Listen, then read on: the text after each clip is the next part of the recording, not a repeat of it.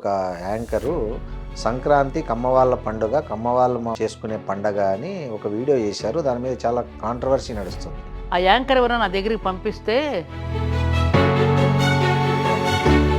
ఆ అమ్మాయి ఎప్పుడైనా గ్రామాల వైపుకి వెళ్ళి చూసి ఉండదు, గ్రామీణ వాతావరణం తెలిసి ఉండదు, తెలిసి ఉంటే ఇలా మాట్లాడదు, మిడిమిడి జ్ఞానంతో మాట్లాడదు. ఇలా మాట్లాడటం వల్ల ఏమవుతుందండి?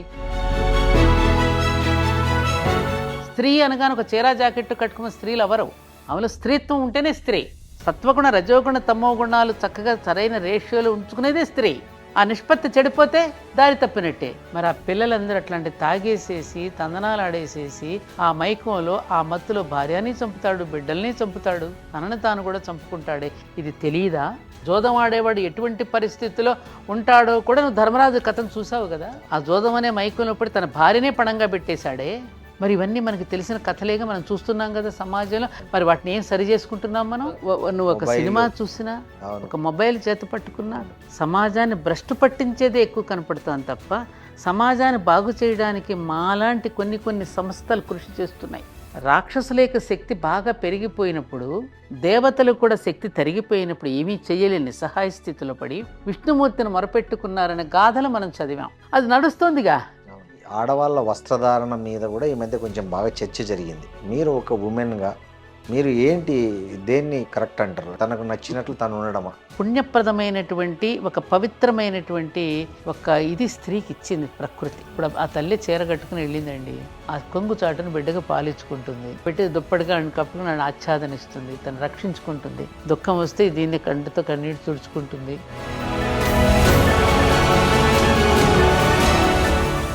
నువ్వెవడవరా నాకు చెప్పడానికంటే? అవును మేడం, అసలు సనాతన ధర్మం అంటే ఏంది? ఈ మధ్య ఎవరు పెడితే వాళ్ళు ఎక్కడ పడితే అక్కడ వాడేస్తున్నారు. నాకు వాళ్ళ బీపీ లేదు, షుగర్ లేదు నాన్న, ఆరోగ్యంగా ఉన్నాను, ఏ మందులు లేవు నాకు. మరి ఇలా ఉన్నానంటే దేనికి వల్ల ఉన్నావు? వీటన్నింటికీ నేను వశమై వాటికి కృతజ్ఞతాబద్ధురాలినై జీవిస్తూ ఉన్నందుకు నేను ఆరోగ్యంగా ఉండగలుగుతున్నాను. నువ్వు అలా నడుస్తూ ఉంటే నిన్ను అది కాపాడుతోంది. నువ్వు దాన్ని కాపాడటం ఏంటి? నేను వేదాలను రక్షిస్తున్నానంటాడు ఒకడు ధర్మాన్ని రక్షిస్తున్నానంటాడు, హిందుత్వాన్ని హిందుత్వమే అసలు హిందుత్వమే లేదు మనకి. నీకు రామాయణంలో హిందూ శబ్దం ఉందా? మహాభారతంలో హిందూ శబ్దం ఉందా? ఇది ఎవడో పెట్టిన పదం, ఏదో పెట్టాడో వాడుకుంటున్నాం, ఏదో ఇంగ్లీష్ క్యాలెండర్ వాడుకుంటున్నట్టుగా. న్యాయంగా మన క్యాలెండర్ ఏమిటి? ఉగాది నుంచి. కానీ మన ఇంగ్లీష్ క్యాలెండర్ వాడుకుంటున్నట్టుగానే హిందూ పదాన్ని వాడుకుంటున్నాం. నమస్తే, వెల్కమ్ టు ఐడ్రీమ్ మీడియా. నేను మీ రొద్దం శ్రీనివాస్. ఇవాల్టి మన స్పెషల్ గెస్ట్ ఎవరో కాదు, తెలుగు వారందరూ సగర్వంగా గర్వపడే సత్యవాణి గారు. ఆమెను సత్యవాణి గారు అంటే చాలామంది తెలియకపోవచ్చు, కానీ భారతీయం తన ఇంటి పేరుగా మార్చుకున్న సత్యవాణి గారు మనతో ఉన్నారు. మాట్లాడదాం సత్యవాణి గారితో, అనేక విషయాలు మాట్లాడదాం. ఏఆర్ రెహమాన్ కాంట్రవర్సీ దగ్గర నుంచి ఇటీవల పండగలు, సంస్కృతులకు కులాలను ఆపాదించడం వరకు అన్ని విషయాలపై చర్చిద్దాం. నమస్తే మేడం. నమస్కారం శ్రీనివాస్. ఎలా ఉన్నారు మేడం? బాగున్నానయ్యా. ఎలా ఉంది మీ గుడి? బాగుంది, చక్కగా నడుస్తుంది. ప్రశాంత మన గుడిలో ఏమిటంటే, అవును, వచ్చిన ప్రతి ఒక్కరూ ఒక ప్రశాంత సేద తీరడానికి వస్తారు. అవును, పూజలు వ్రతాల కంటే కూడా దానికన్నా ప్రాధాన్యత మనం వచ్చిన వాడు అదొక రెస్టారెంట్, మానసిక పరమైన ఒక రెస్టారెంట్. కరెక్ట్ అని చెప్పుకోవచ్చు. ధర్మపురిలో పూర్తి మనశ్శాంతి దొరికే ఒక ప్రదేశం ధర్మపురి ఆలయం. అంటే ఏమేమి గుళ్ళు ఉన్నాయి మేడం అక్కడ? అన్నీ ఉన్నాయి, సకల దేవతలు ఉన్నారు. ఓకే. సో అక్కడ సృష్టి నిర్వహణ చేసే, సృష్టి నిర్వహణలో ఏ దేవత ఏ పాత్ర పోషిస్తోందో ఆ పాత్రధారులు సూత్రధారులు అంతా ఉన్నారు. గ్రేట్. జనరల్గా ఎవరు ఎక్కడ ఎక్కువ వస్తుంటారు మేడం? అంటే కొంతమంది ఇప్పుడు అంతకుముందు చిలుకూరు పాస్పోర్ట్లు అంటే వచ్చేది, అట్లాంటి నమ్మకాలు ఏమైనా ఇక్కడ గుళ్ళకు సంబంధించి కూడా ఉన్నాయా జనాల్లో, భక్తుల్లో? ముఖ్యంగా కళ్యాణ వెంకటేశ్వర స్వామి పేరు. ఓకే. అక్కడ పెళ్ళిళ్ళు చేసుకుంటే ఆ దాంపత్య జీవితం సుఖంగా ఉంటుందని నమ్మే వాళ్ళంతా వెంకటేశ్వర స్వామి సన్నిధిలో దండలు మార్చుకుంటారు వచ్చి. పెళ్ళి అయిన వాళ్ళు కూడా? పెళ్ళి అయిన వాళ్ళు మళ్ళీ 25 ప్రతి పెళ్లి రోజు వస్తారు. ఓహో. ప్రతి సంవత్సరం పెళ్లి రోజున వచ్చి ఆశీస్సులు తీసుకోవడం జరుగుతుంది. ఇకపోతే ఇంకా మెయిన్ ఏంటంటే అమ్మవారు, అయ్యవారు, పెద్దమ్మ పెద్దయ్య. ఓకే. ఆ తల్లి ఎప్పుడో మనకు తెలియని కాలంలో, మనకెవరికి లెక్క తెలియని కాలం అది పెద్ద నిర్జన ప్రదేశం, నిర్మానుష్యం. ఒకే ఒక్క చెట్టు ఉండేది అక్కడ, దాన్ని దొంగల గుట్ట అనేవారట. ఆ ఒకే ఒక్క చెట్టు ఇప్పటికీ నా దగ్గర ఫొటోస్ ఉన్నాయి. చుట్టూ ఏమీ లేదు. ఒక్క చెట్టే. ఉమ్, ఆ చెట్టు కింద రాయి, ఒక దీపము, పసుపు, కుంకుమ మాత్రమే ఉండేది. ఓకే. అప్పుడు గ్రామస్తులందరూ చెప్పిన విషయం ఏమిటంటే, ఉమ్, వీరందరూ చుట్టుపక్కల పటాన్చెరు, గంగారం, చందానగర్, ఉమ్, మహబూబ్ ఖాన్, మక్తా, ఉమ్. అమీన్పూరు చుట్టూ కొన్ని చిన్న చిన్న హ్యామ్లెట్స్ ఇప్పుడు ఉంటాయి గుడేమో కదమ్మా. ప్రగతి నగర్ లో ఉంటది. ప్రగతి నగర్ కాదు, ఉమ్, అదొక అడవిలో ఉంది అప్పుడు. ఇప్పుడు ప్రగతి నగర్ అయింది అది. దీప్తి శ్రీనగర్ కాలనీ, ఆ, ధర్మపురి క్షేత్రం అంటారు. ఓకే. ఉమ్, ఆ చెట్టుకి ఉయ్యాల్లో పడుకోబెట్టుకుని, ఆ, ఇది చీరని ఉయ్యాలగా కట్టి, ఉమ్, బిడ్డల్ని అందులో పడుకోబెట్టుకుని పనుల్లోకి వెళ్ళేవారట. తిరిగి పొలాల్లో. పాపం పనులు పూర్తి చేసుకుని పిల్లలకి పాలిద్దామని వచ్చేసరికి, ఉమ్, అప్పటికే పిల్లల మూతి నిండా పాలు కారుతూ, ఉమ్, నవ్వుతూ, కేరింతలు కొడుతూ ఉండడం చూసి, ఉమ్, రోజు ఎవరిస్తున్నారు ఈ పిల్లలకి పాలు అనేది వాళ్ళల్లో ఆశ్చర్యపోయి, ఉమ్, ఈ చెట్టు కిందే ఏదో శక్తి ఉండి ఉంటుంది అని శక్తి ఆరాధన చేసుకోవడం మొదలెట్టారు. అంటే ఉమ్. ఏదో పసుపు కుంకుమ దీపాలు వెలిగించుకోవటం, అవును, ఏదో చిన్న చిన్న ఉంటాయి కదా జీవరాశులను అవును. బలించుకోవడం, ఉమ్, ఆ రోజుల్లో ఉండేవి కదా. అవును. అలా చేసుకుంటూ ఆ చెట్టు కింద ఆరాధించుకోవడం మొదలుపెట్టిన నేపథ్యంలో ఉమ్, ఒక చిన్న ఆలయాన్ని వాళ్ళకి కట్టివ్వాలనేటటువంటి ఒక ఆలోచనతో ఉమ్, ఆ గ్రామస్తులు కోరగా, ఉమ్, ఆ చుట్టుపక్కల గ్రామాలు ఓకే. అలా నిర్మాణం జరిగినటువంటి ఆ తల్లి చిన్న ఆలయంలో తాను ఉండి, తాను వివిధ రూపాలలో అవతరించింది. అటు వెంకటేశ్వర స్వామిగాను ఆవిడే, ఉమ్, అటు సరస్వతీదేవిగా ఆవిడే, ఉమ్, అటు పద్మావతిగా ఆమె, బ్రాహ్మరి దుర్గాంబిక, దుర్గామల్లేశ్వర స్వామి, ఆంజనేయ స్వామి, అయ్యప్ప స్వామి, గణపతి, కుమారస్వామి ఇత్యాది దేవతల రూపంలో ఉన్నదంతా ఆవిడ. వ్యాపిని వివిధాకార, ఉమ్, వివిధాకారాలలో వ్యాపం చేసి ఎవరికి నచ్చిన దైవాన్ని వాళ్ళు ఆరాధించుకునేటట్టుగా అమ్మవారు అక్కడ అంత పని చేసింది. ఉమ్. అది దాన్ని మీరు అది నన్ను ఒక చిన్న ఈ దీనిగా దేహాన్ని ఒక ఇన్స్ట్రుమెంట్గా అమ్మవారు వాడుకుంది. ఉమ్, దాన్ని ఒక తన పెద్ద యొక్క క్షేత్రం చేశారు మీరు. తన యొక్క ఉనికిని అవును, చాటుకోవాలిగా. అవును, చాటుకోవాలంటే ఎవరో ఒక మానవ దేహం కావాలి. అవును. ఆ మానవ దేహం ద్వారా చేయించుకుంది. ఆ మానవ దేహమే ఈ ఉపాధి. అంతే. బాగుంది, బాగుంది మేడం. ఆ, మేడం, మీరు అప్పుడు అయోధ్య ఉద్యమంలో అయోధ్యలో రామాలయం నిర్మించాలనే ఉద్యమంలో ఉమ్, మీది చాలా పెద్ద పాత్ర అని విన్నా. ఉమ్. యాక్చువల్గా తెలుగు వారిలో తెలుగు వారిలో, తెలుగు రాష్ట్రాలన్నిట్లో మీ అవును. పేరు సువర్ణాక్షరాలతో లిఖించదగ్గది అని చాలా మంది చెప్తుంటారు. ఆ, అసలు ఏంటి దాని అంటే అయోధ్యలో రామాలయం అయితే ఇప్పుడు ఆ నిర్మించాలనే పేజీ ఎక్కడ కనపట్టలేదు లేదు. ఉమ్. ఆ పేజీ కట్ చేసినట్టున్నారు ఇప్పుడు. ఏమో మీకు తెలియదు కదా అది. అవునవును. తెలియట్లే. చరిత్రలో కొన్ని పుటలు అవును, అలా కట్ అయిపోతూ ఉంటాయి. మన మార్చేస్తున్నారు. రామాయణ మహాభారత కథల్లో కూడా ఉమ్, ఆనాడు వాల్మీకి మహర్షి, వ్యాస మహర్షి రచించిన గ్రంథాల్లో కూడా ఉమ్, ప్రక్షిప్తాలు చేర్చేశారు కదా. అవును, అట్లాగే ఒరిజినల్గా ఇప్పుడున్నటువంటి వ్యక్తుల జీవితాల్లో కూడా అసలైన నిజాలని, సత్యాలని అవును. వదిలేసి ఆ, వీళ్ళంతా కల్పించే కొన్ని ప్రక్షిప్తాలు ఉన్నట్టుగానే వాట్సాప్ యూనివర్సిటీ ఉంటాయి. సిలబస్. ఉంటాయి అది ఆ. వాస్తవాలు. అది సో నాన్నది. అప్పుడు ఏం చేశారండి మీరు దాంట్లో ఏరేం లేదు. ఉమ్. అంటే మొదటి ఇటుక పెట్టిన వాళ్ళలో ఆ, మీరు ఉన్నారని అవును అంటారు. అవును అవును ఉమ్, తెలుగులో రాసుకు వెళ్ళిన ఇటుకలు ఉమ్, 3: శ్రీరస్తు, శుభమస్తు, అవిఘ్నమస్తు అని ఉమ్, 3 ఇటుకరాళ్ళ మీద ఉమ్, 3 ఇవి రాసి ఉమ్, సిల్క్ బట్టలు మూట కట్టుకుని పట్టుకెళితే ఆ 3 రాళ్ళే మొట్టమొదటి శిలాన్యాసలో. అప్పుడు నేను రామచంద్రుడి ఆలయానికి శంకుస్థాపన చేయడానికి పర్మిషన్స్ ఇవ్వడం లేదుగా. అవునవును. ఆ పర్మిషన్ ఇవ్వనప్పుడు నాకు చాలా రకరకాల ఆలోచనలు. ఉమ్, ఈ దేశం ఎవరిది? సార్వభౌముడు అంటే సర్వత్రా, భరతుడు. అంటే ప్రపంచాన్ని పరిపాలించింది రామచంద్రుడు. అవును, రామచంద్రుడు కదా పరిపాలించింది అవును. త్రేతాయుగంలో. సరే, ఉమ్, భరతుడు పరిపాలించాడని భారతదేశం. భారతదేశం అని చెప్పి దాని మీద రకరకాలు ఉన్నాయిలేండి. ఈ సరస్వతి అంటే జ్ఞాన భూమి కాబట్టి భారతీదేవిగా, మన సరస్వతికి మరో పేరుంది కాబట్టి భారతీదేవి అంటే జ్ఞానవంతులు కాబట్టి భారతదేశం వచ్చిందనంటే ఎప్పుడు కూడా వెలుగులో రమించే దేశం కాబట్టి, అంటే జ్ఞానం అనే వెలుగులో. సరే, రకరకాలుగా నిర్వచనాలు ఏమైనా చెప్పుకోవచ్చు మనం దానికి. మనం దానికి జోలికి వెళ్ళొద్దు, రకరకాల వ్యాఖ్యానాలు అవును. ఉన్నాయి. అప్పుడు నేను, అరే ఈ ఈ పుణ్యభూమి, రామచంద్రుడు ప్రపంచం మొత్తానికే ఒక ఆదర్శవంతంగా పరిపాలించాడు. మన రాజ్యాంగంలో కూడా వారిదే ఉంటుంది కదా చిత్రపటం. మరి ఎందుకు రామ ఆలయం కట్టుకోవడానికి పర్మిషన్ ఇవ్వడానికి ఇంత ఇబ్బందులు ఎందుకు పడవలసి వస్తోంది అనేటటువంటిది స్వామి చిన్మయానంద, గొప్ప గొప్ప వాళ్ళందరి యొక్క ప్రవచనాలు వినడం ద్వారా నాలో ఏదో ఒక ధర్మావేశం పెళ్ళుబుకి, అది కూడా కంచి పరమాచార్య స్వామి వారి యొక్క బ్లెస్సింగ్స్ తీసుకోవడంతో ఆనాడు అయోధ్యలో శిలాన్యాసం జరిగే వరకు నేను కురులు ముడవను అని చెప్పి శపథం చేసి, ఎందుకు రామాలయం మనం కట్టుకోవాలి, అసలు రామాలయం మనకి ఏం అందిస్తోంది, దాని నుంచి మనం తెలుసుకోవాల్సింది ఏమిటి, అసలు ఆలయం అనేది ఎందుకు, ఆలయం ద్వారా జాతి జనులు పొందవలసింది ఏమిటి, మన పూర్వీకులు అసలు ఎందుకు ఇచ్చారు ఆలయ సంస్కారాన్ని, ఆ సంస్కృతిని అనేదాన్ని ప్రజలకు తెలియచేసి ప్రజలను మేలుకొల్పాలని అలా 2 నెలలు అలా. సో అప్పటి వరకు మీరు జస్ట్ హౌస్ వైఫ్ అంతే. ఈ ఇన్సిడెంట్‌తో బయటకొచ్చారా? అంతకుముందు కూడా చిన్న చిన్న ఉద్యమాలు చేశాను. అయ్యో మన అల్ కబీర్ ఉద్యమం అని, ముఖ్యంగా ఎడ్యుకేషన్ మీద నేను రామాలయం జరగకముందు నేను చాప కింద నీరులాగా ఎడ్యుకేషన్ మీద నేను దాన్ని ఒక ఉద్యమంగా తీసుకున్నా.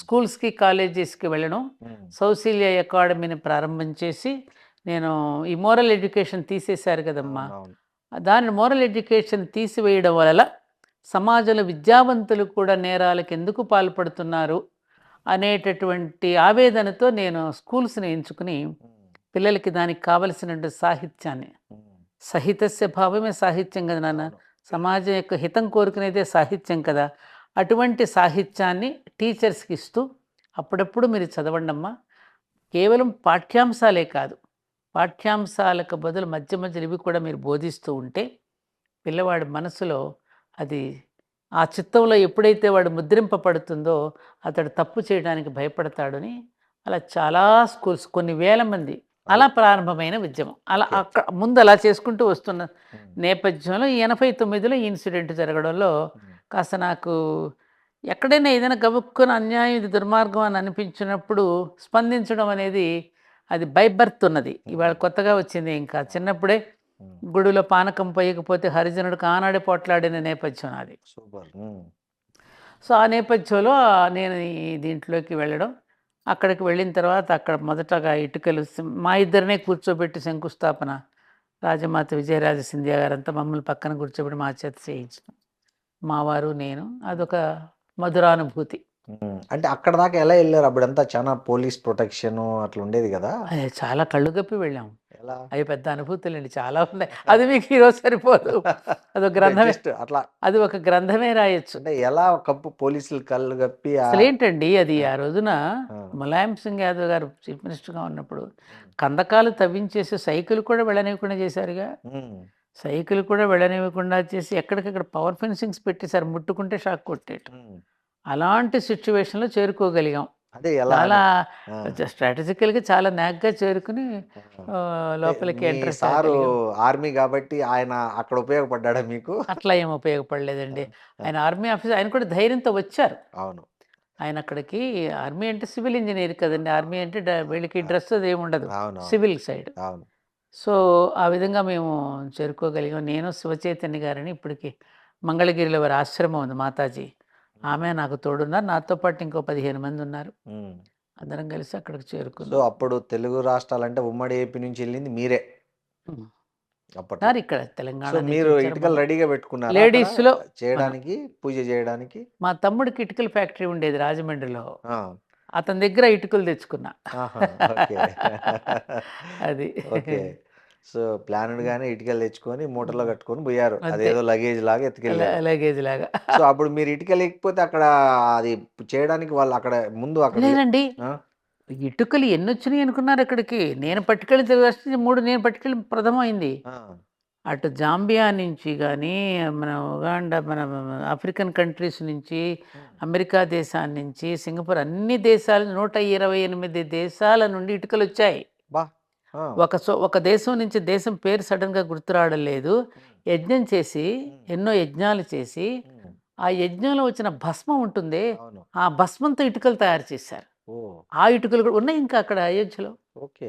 ఆ ఇటుకలు కూడా మంచినాయి. అప్పటికే కొన్ని లక్షల ఇటుకలు వచ్చేసాయి అక్కడికి. ఇంటింటికి ఒక ఇటుకని పెట్టారు కదా అవును, అప్పుడు. అవును, అవును, అవును. ఆ ఇంటింటికి అంటే ఇది హిందువుల యొక్క మానస మందిరం కావాలని కదా అప్పుడు. అవును. ఎందుకనంటే అప్పుడప్పుడే మనకి రామానంద సాగర్ గారి రామాయణం సీరియల్ వస్తుంది ఆ అవును, రోజుల్లో. అవును.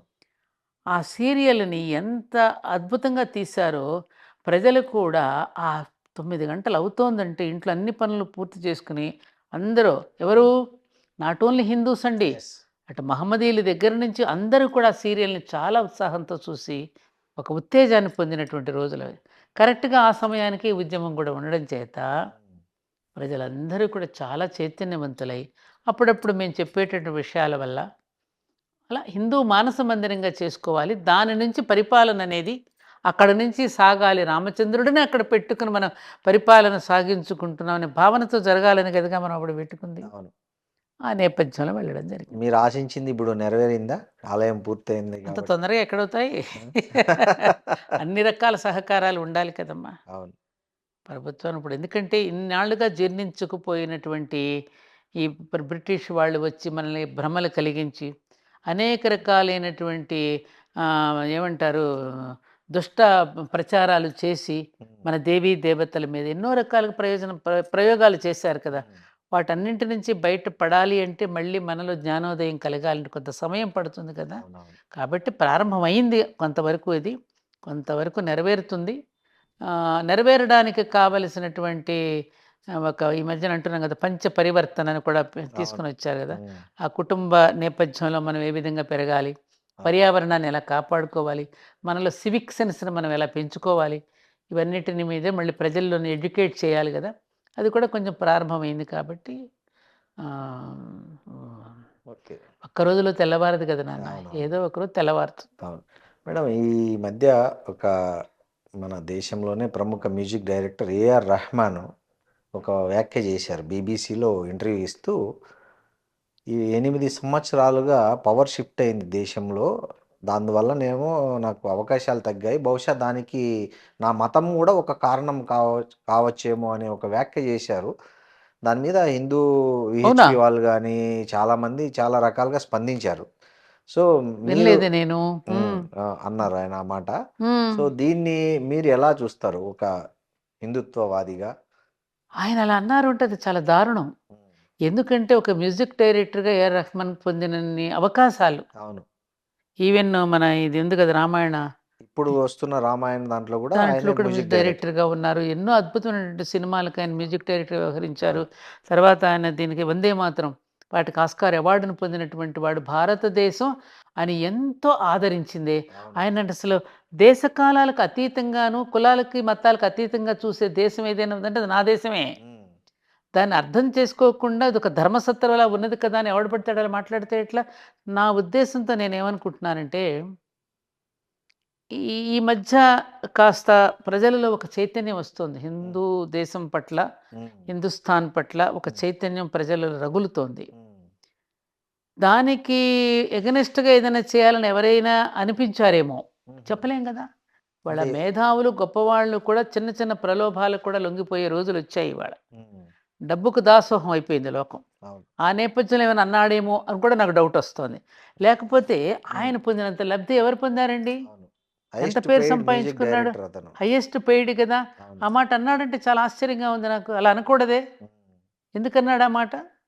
అదే అన్నారు మరి. దీని వెనక ఏదో ఉండుంటుందని నా ఉద్దేశం. అంటే ఏమై ఉంటుందనుకుంటున్నారు ఏదో మీరు? సంథింగ్ కుట్రండి. ఇప్పుడు మన దేశం మీద ఎన్ని రకాల కుట్రలు పన్నుతున్నారు శ్రీనివాస్ గారు. మీకు అంటే ఇప్పుడు తెలియనిదేముంది? అవునవును సార్. అంటే ఏవండి? ఇప్పుడు రెహమాన్‌కి ఎవరన్నా మన శత్రువులు ఆయన ఏవండి? హ్మ్. నిజంగా మహమ్మదీయుడనే గనక వాడిని తగ్గించారని అనుకుంటే, మన అబ్దుల్ కలాం గారి దేశానికి ప్రెసిడెంట్‌గా ఉండి, అవును. మన దేశపు యొక్క ఖ్యాతిని మరింతగా మిసైల్స్. పెంచి, అవును. అవును. ఆయన ఎంత భారతదేశాన్ని గురించి, భారతదేశ ప్రజలను గురించి ఎంత పొగిడి ఎంత ఇచ్చేశారండి ఆయన. అవును. మహానుభావుడిని. అవును. అదిగో మా ఇంట్లో ఆయన విగ్రహం ఉంటుంది. అవును. మరి ఇవన్నీ తలుచుకుంటే మనం ఇది ఎవరు కొంతమంది చేసే కుట్ర కాదంటారా?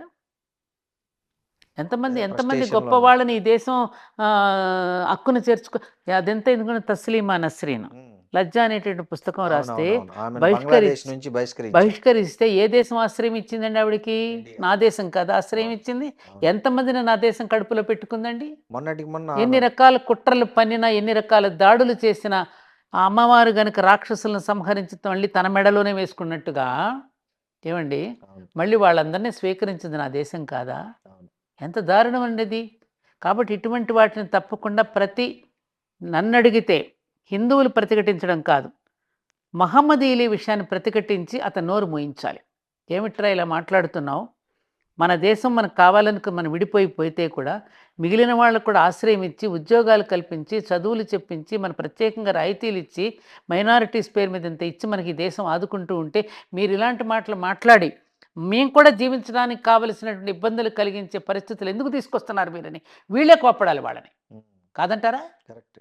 బుద్ధున్న వాళ్ళైతే, ఎందుకంటే వాళ్ళలోని మేధావులు ఉన్నారు, అవును. వాళ్ళలోని మంచి వాళ్ళు ఉన్నారు. ఆ మంచి వాళ్ళంతా కలిసి ఇట్లాంటి చెడ్డ పనులు చేసే వాళ్ళని నోరు మూయించాలండి. అది ఏ మతం వారైనా, ఏ మతం వారైనా, ఏ yes, మతం ఆ వాడైనా మతం వాళ్ళే స్పందించాలి. స్పందించాలి. హిందువులైనా, ముస్లింలైనా, క్రైస్తవులైనా. వీళ్ళు కూర్చుని రే మన మధ్యన ఇట్లా చిచ్చు పెట్టడానికి వీళ్ళు ప్రయత్నం చేస్తున్నారు. అవును. హిందూ సోదరులారా, మహమ్మదీ సోదరులారా, మనమందరం కలిసి ఉంటే వీళ్ళు ఎవర్రా నోరు మోస్తారు, వీళ్ళన్నీ కుట్ర పన్నుతున్నారు మన మీద, మనం నమ్మకూడదు ఇలాంటి విషయాలని వీళ్ళే బుద్ధి చెప్తే వీళ్ళు ఇంకొకళ్ళు ఇలాంటి మాటలు మాట్లాడు. కరెక్ట్. ఏదైనా విషయం వస్తే మాట్లాడితే జై భీమ్ అంటాడు ఇంకొకడు, అంబేద్కర్ని ఎత్తుకుంటాడు, ఒకడు ఇంకొకడిని ఎత్తుకుంటాడు. ఏంటండి ఇది? ఎక్కడ పోతున్నాం మనం? ఒకవైపు ఏమో గ్లోబలైజేషన్ అంటావా, ప్రపంచీకరణ అంటున్నావు, విశాలమైనటువంటి ఆలోచనలు అంటున్నారు, మరి మాటలు చూస్తేనేమో కుంచుకుపోయి మాట్లాడుతున్నారు. సంకుచిత బుద్ధితో ఆలోచనలు పెరుగుతున్నాయి. ఏంటి ఏంటి చదువుకున్నాం మనం? ఎంత దారుణం అండి ఇది. అవును. కాబట్టి ఏఆర్ రెహమాన్ కనుక మాట్లాడి ఉంటే అది చాలా తప్పుడు మాట మాట్లాడాడు, అతను వెనక్కి తీసుకోవాలి ఈ విషయం. అదే తప్పుగా అర్థం చేసుకున్నారు నా వ్యాఖ్యలు అని చెప్తున్నాడు తర్వాత. తర్వాత ఏమైనా మాట్లాడతారు, ముందు వదిలేస్తారు, తర్వాత తప్పుగా అర్థం చేసుకున్నారంటే. ఉమ్. అలా మాట్లాడి ఉంటే మాత్రం, నేను వినలేదు కాబట్టి మీరు అంటున్నారని నేను చెప్తున్నా, అవునవును, వాస్తవం. అలా మాట్లాడి ఉంటే మాత్రం చాలా దారుణం. అతన్ని దేశం చాలా గౌరవించింది, అతని పాటల మ్యూజిక్ని అభిమానించింది, అతనికి చాలా కోట్లాను కోట్ల డబ్బులు రావడానికి, ప్రజల డబ్బు కాదా అవును. ఏమండి? ఒక యాక్టర్ సంపాదిస్తున్నాడు అంటే కొన్ని కోట్లాను రూపాయలు ఎవరి డబ్బు అండి అది? అభిమాన ప్రజలు రూపంలో. అభిమానించి టికెట్ కొనుక్కుంటే కదా వీళ్ళకి డబ్బులు వచ్చింది. అవును. ఆ ప్రజలకు రుణపడి లేరా వీళ్ళు? ఆ ప్రజలందరూ వీడు ముస్లిమా, వీడు హిందువా, వీడు క్రైస్తవుడా అని సినిమాలు చూస్తున్నారా? లేదు. జేసుదాస్ గారండి, నేను నిజంగా ఆయన ఎక్కడన్నా కనపడితే పాదాల మీద పడిపోదామని ఉంటుంది నాకు. అవును. జేసుదాస్ గారు ఎంత అభిమానిస్తున్నాం, ఎంత క్రిస్టియన్ అయ్యుండి గౌరవిస్తున్నాం, కూడా అయ్యప్ప ఎంత స్వామి చక్కని పాటలకు పాటలు ఆయన పాడుతుంటే yes. ఎంత ఎందుకండి ఇలాంటి సంకుచితంతో ఆలోచిస్తున్నారు వీళ్ళు? కాబట్టి దీని అంతటికి ఏం లేదండి, ప్రజలు కూడా కుంచుకుపోకుండా, సంకుచిత తత్వంతో ఆలోచించకుండా, ప్రజలు కూడా ఆలోచనాపరులై ఇటువంటి మాటలు తిప్పికొట్టాలి. ఎవరు ఎవరు? ఆ మతాల ప్రజలే. ఆ మతాల ప్రజలే తిప్పికొట్టినప్పుడు వీళ్ళకి బుద్ధి వస్తుంది. Yes. అరే మన వాళ్ళే మనల్ని వ్యతిరేకిస్తున్నారు మన. ఎందుకంటే ఒకప్పుడండి, ఒక కులంలో కానీ ఒక మతంలో కానీ తప్పు చేస్తే వాళ్ళని బహిష్కరించేవారు. అవును. ఇవాళ అది లేదు. ఊరిలో కూడా ఎవరైనా తప్పు చేస్తే బహిష్కరణ జరిగేది.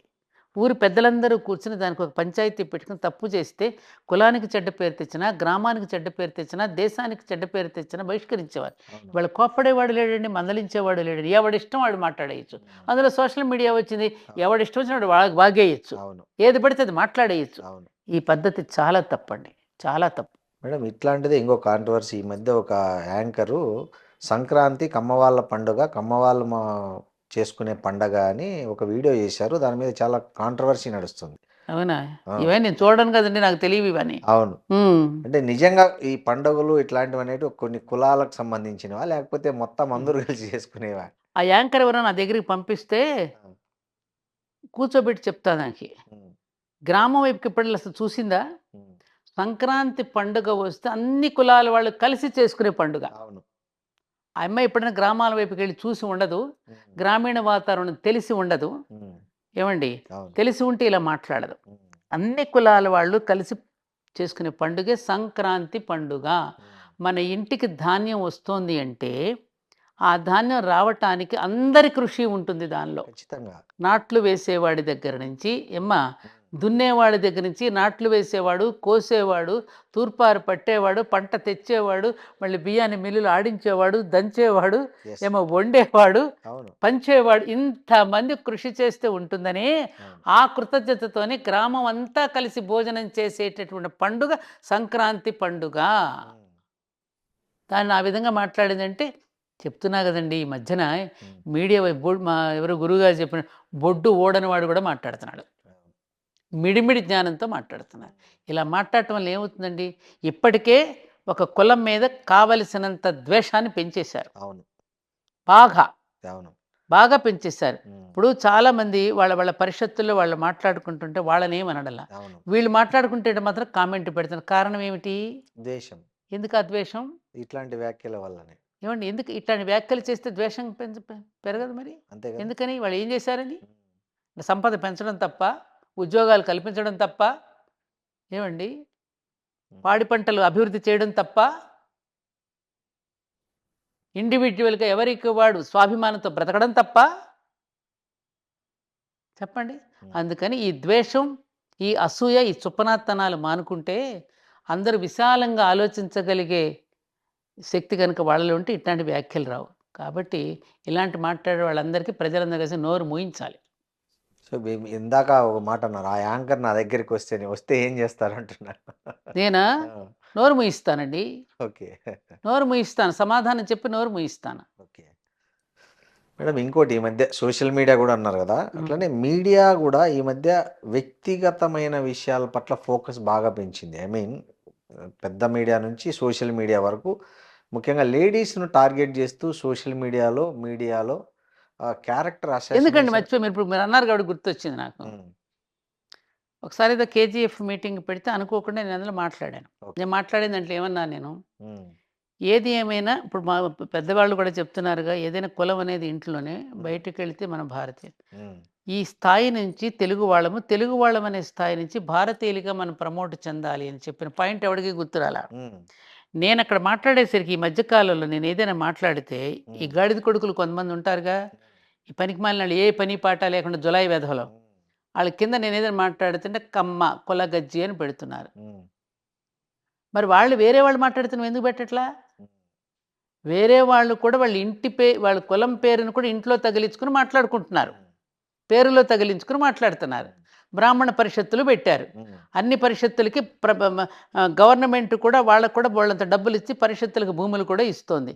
గవర్నమెంట్ కూడా ఫామ్ మీద ఫిలప్ చేసి ఇదే కులం అని రాయమంటోంది, కుల గణనలు చేస్తోంది. మరి దానిని ఎవరు వ్యతిరేకించి మాట్లాడకుండా మమ్మల్ని ఎందుకు టార్గెట్ చేసుకున్నారు? కారణం ఏంటి? మీరే చెప్పాలి. అదే చెప్తున్నా. కొంతమంది పెయిడ్ ఉంటారండి, వాళ్ళకి డబ్బులు ఇచ్చి మాట్లాడించే వాళ్ళు ఉంటారు కదా. వాళ్ళకి ఇప్పుడు మూర్ఖులకి పనే ఉంటుంది నాన్న, తినదరగదు. తిన్నదరగకుండా బయటకు కూర్చుని ఇట్లా లొల్లాయి పాటలు పాడుకుంటూ లొల్లాయి మాటలు మాట్లాడుతారు. దానికే పెద్ద ప్రాధాన్యతనిస్తూ వాటిని ట్రోల్ చేసుకుంటూ వాటిని పెద్ద వైరల్ చేసుకుంటూ అదేదో పెద్ద గొప్ప విషయం అనుకున్నట్లుగా సోషల్ మీడియాలో అదేదో పెద్ద విజ్ఞానం అన్నట్టుగా పంపించేసుకుంటారు. ఏమండి అసలు జర్నలిజం అంటే ఏంటి? నేను ఎప్పుడే ఒక మాట చెప్తా. నారద మహర్షి ఎవరు? ఫస్ట్ జర్నలిస్ట్ ఎవరు? జర్నలిస్ట్ నారదుడు. ఆయన ఏం చేశాడు? అక్కడ విషయాన్ని ఇక్కడ విషయాన్ని పరిశీలించి లోక కళ్యాణం కోసం పాటుపడ్డాడు. కలహభోజనుడు కాదు ఆయన.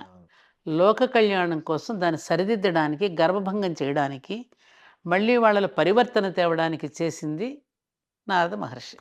అంతే కదా? అంతే. అది ఎవరికీ గుర్తుండదు. దానికి ప్రతీకలు ఎవరండి? జర్నలిస్టులేగా. అంతే కదా. జర్నలిస్టులు చేయవలసిందేంటి? ప్రజలకు పనికొచ్చే సమాచారాన్ని అంతేనా? మేధస్సును భ్రష్టు పట్టించడానికా, మేధస్సును రగిలించడానికా జర్నలిజం? మేధస్సును భ్రష్టు పట్టించడానికా, రగిలించడానికా? రగిలించడానికే. మరి ఏం జరుగుతోంది ఇప్పుడు?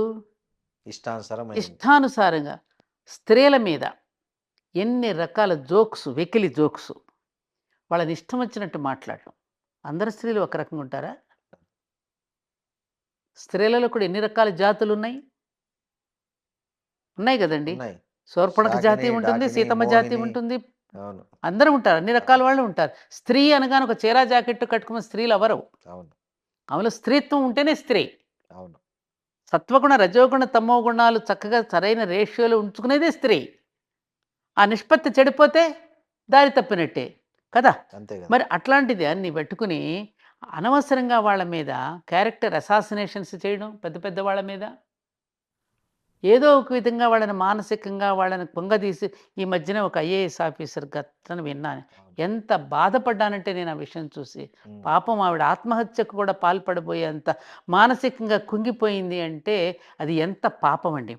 శ్రీనివాస్ ఒక్కటి చెప్తున్నా మీ ముందుగానే, ఈ దేశం ఇలా కుంచుకుపోవడానికి ఇన్ని సంవత్సరాలుగా ఈ దేశం ఎప్పుడైతే స్త్రీని అవమానపరచడం మొదలుపెట్టిందో అయ్యా, ఈ దేశం అధోగతి పాలవడానికి కారణం అది కారణం తెలుసుకోండి. ఎప్పటికైనా ఎప్పుడు కూడా యుద్ధాలు వచ్చింది సీతమ్మను అవమానపరిచినప్పుడు యుద్ధం వచ్చింది, ద్రౌపదిని అవమానపరిచినప్పుడు యుద్ధం వచ్చింది. ఈ దేశం స్త్రీని ఎప్పుడైతే అవమానపరుస్తుందో, ఆవిడ కన్నీరు ఈ భూమి మీద ఎప్పుడైతే పడేటట్టు చేస్తుందో, అప్పుడు ఏ దేశం కూడా పైకి రాదు. ఏ దేశం కూడా పైకి రాదు. తప్పు చేసిన గాడిదనేమో వదిలేస్తారా? ఆవిడని పట్టుకుని మీరు వేధిస్తారా? ఇది ఎంతవరకు కరెక్ట్ అండి? ఎన్ని అవమానాలు భరిస్తూ వస్తుందండి అనాది నుంచి స్త్రీ? అంత పురుషాహంకారమా? పురుషులు తప్పులు చేయడంలా? బోలెడు. ఎందుకండి నేను సోషల్ మీడియాలో గాంధీ గారి దగ్గర నుంచి, నెహ్రూ గారి దగ్గర నుంచి, ఇందిరాగాంధీ దగ్గర అందరి మీద ఏదైనా విషయం ఉంటే కూర్చొని డిస్కస్ చేసుకోండి మీరు. అవును. పార్టీ పరంగా డిస్కస్ చేసుకోండి, పాలనా పరంగా డిస్కస్ చేసుకోండి. ప్రజలకి ఏ రకమైనటువంటి అవకాశాలు మనం ఇవ్వగలుగుతామో, వాళ్ళని ఏ విధంగా పరిపాలించగలుగుతామో, ఎటువంటి కార్యక్రమాలు పెడితే ప్రజలు అభివృద్ధి పదంలో నడుస్తారనే మాటలు పోయినాయి. ఎంత మట్టుకు ఈ విషయాలేనా? ఏ సోషల్ మీడియా చూసిన ఇటువంటి దరిద్రపు విషయాల మీద డిస్కషన్స్ నడుస్తున్నాయి తప్ప, అసలు పాలనా పరంగా ఒక్క మంచి డిస్కషన్ ఉందా అండి? లేదు. అటు అసెంబ్లీలోనూ చర్చలకు రానివ్వటం లేదు, అటు పార్లమెంట్లోనూ చర్చలకు రావడం లేదు. మీడియాలో చూస్తే కూడా ఇటువంటివే కనిపిస్తున్నాయి. మరి ఎవరండి? అక్కడక్కడ మేధావులైనటువంటి వాళ్ళు పాపం అవన్నీ పట్టించుకోకుండా ఇంకా కొంత మంచిని పెంచడానికి ప్రయత్నం చేస్తున్నాం కాబట్టి ఈ మాత్రం ఉంది. కాదంటారా? నిజమే. మీరు ఒక మహిళా పార్టీ కూడా పెట్టాలని ఆలోచించినట్లు పెట్టాలని నాకు లేదు. పెట్టమని ఒక మహాతల్లి నాకు సూచన చేసింది. మనమే పెడదాం మహిళా పార్టీ, 30% పురుషులకే ఇద్దాం, ఎందుకు పెట్టకూడదు మీరు అని ఒక పెద్ద ఆవిడ సూచన చేసింది నాకు. పురుషులకి ఇద్దామంటే మనమే ఇద్దాం వాళ్ళకి. ఎప్పుడు ఇంట్లో వడ్డించేది కూడా ఈవిడే కదా, చెయ్యి మనదే కదా ఇంట్లో కూడా. స్త్రీదే కదండి పై చేయి. స్త్రీయే ఎప్పుడు యజమానురాలు. ఇప్పుడు ఇప్పుడు ప్రస్తుతం నడుస్తున్నదంతా మాతృస్వామ్యం పితృస్వామ్యం కాదు. ఇప్పుడు తల్లులు చెప్తేనే పిల్లలు వినేటటువంటి పరిస్థితి కదండి. భర్త అయితే భార్య చెప్తేనే వింటాడు స్నేహపూర్వకంగా. అంటే నేను అనేది ఏంటంటే అండి, ఏ విషయంలోనూ ఆవిడ దేనికి తక్కువ కాదని నిరూపిస్తోంది.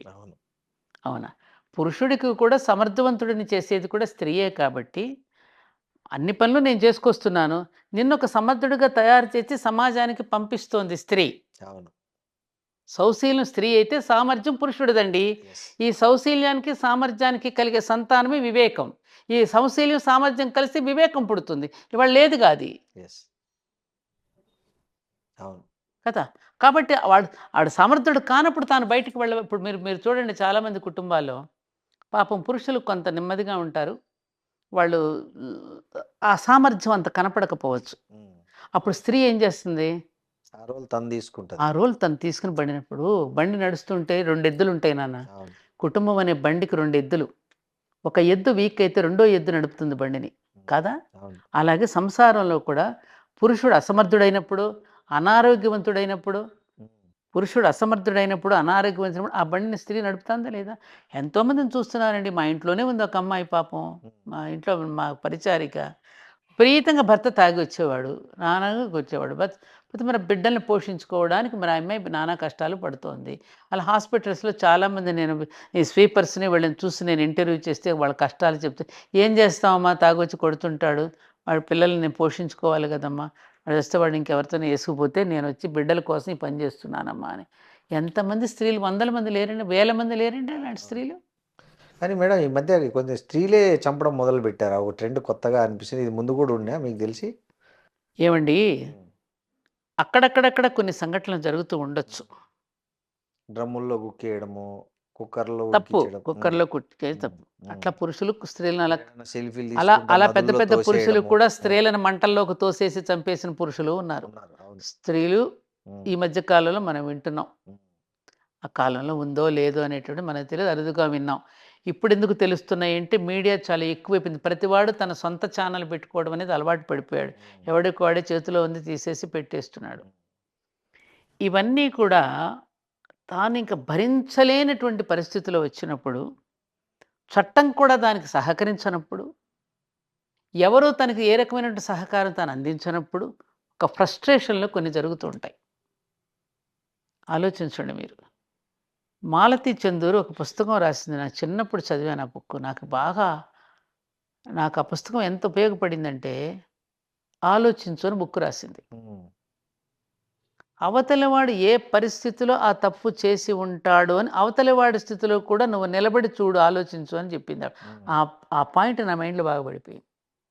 ఉమ్, ఓకే. ఆ పరిస్థితులు రావడానికి కారణాలను మూలాన్ని వెతకం మనం. ఆ మూలాన్ని బాగు చేయడానికి మనం ప్రయత్నం చెయ్యం. ఎందుకు జరుగుతున్నాయి అలాంటివి? ఇవాళ సమాజంలో ఇంత అవినీతి పెరిగిపోవడానికి కారణం ఏమిటి? అసలు మోరల్ సైన్స్ అనేది అసలు ఎందుకు తీసేశారు? గవర్నమెంట్ అంటే ఎందుకు గవర్నమెంట్ సమాధానం చెప్పడం లేదు? చెప్పండి ఉమ్, మీరు. ఇప్పుడు ఎడ్యుకేషన్ సిస్టంలో అవును, మనకి కంపల్సరీగా మోరల్ సైన్స్ అనేటటువంటిది కంపల్సరీ అండి. అవసరం, అవును. మరి అది ఎందుకు తీసేశారు? ఎందుకు పెట్టడం లేదు ఇప్పటికీ కూడా?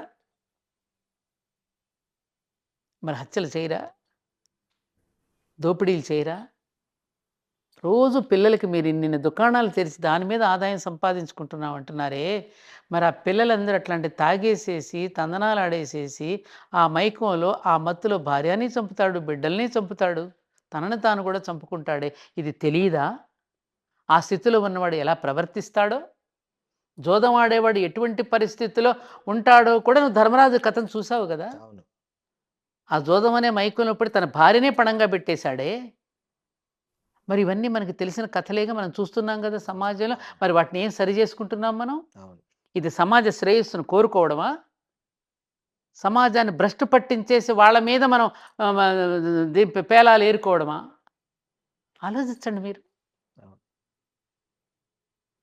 నేను సామాన్య మహిళగా ఒక జర్నలిస్ట్ని అడుగుతున్నానని అనుకోండి, మీరేం చెప్తారు దీనికి? కరెక్ట్ కాదని చెప్తాను నేను. మరి ఎవరు కట్టాలి దీనికి? అదే మీరు రోజు అన్నట్లు. చూస్తున్నారండి అవును.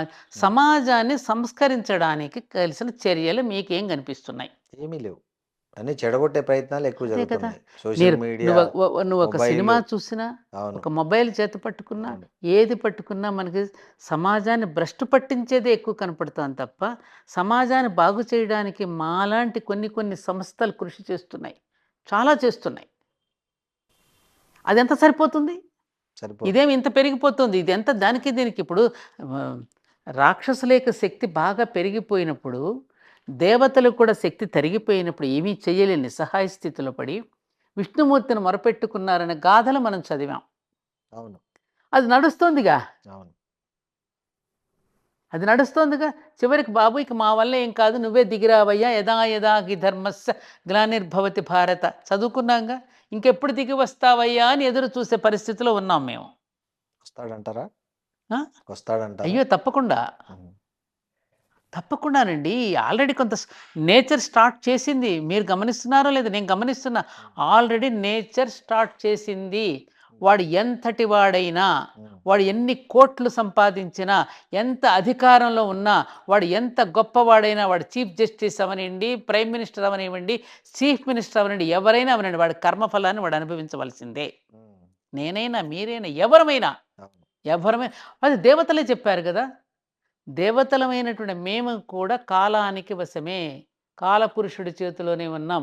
టై time is the healing balm. కాలమే పరిష్కరిస్తుంది, కాలమే పరిష్కరిస్తుంది అని దేవతలు వాళ్ళే అన్నారుగా. మేము కూడా దానికి అతీతులం కాదని దేవుళ్ళే. మరి మనం ఎంతండి? ఈ ఆడవాళ్ళ వస్త్రధారణ మీద కూడా ఈ మధ్య కొంచెం బాగా చర్చ జరిగింది. మీరు ఒక వుమెన్‌గా మీరు ఏంటి, దేన్ని కరెక్ట్ అంటారు? అంటే మహిళలకు సంబంధించి కట్టుబొట్టు అనేటివి పురుషులు నిర్దేశించేటివా? లేదా స్త్రీ తనకు తానుగా ఏది తనకు నచ్చినట్లు తను ఉండడమా?